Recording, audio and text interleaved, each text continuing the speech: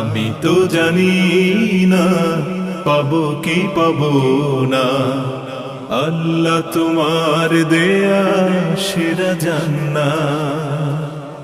আমি শুধু জানি নরকের অগ্নি সইতে পারবো না কোনো দিন রাত।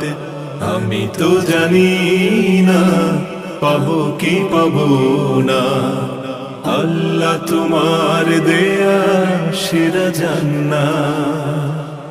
গুনাহ তো করেছি আমি বালুরাশি সম, অগণিত সীমাহীন পাপীরে তাওবা কবুল করে নাও রাব্বুল আলামিন।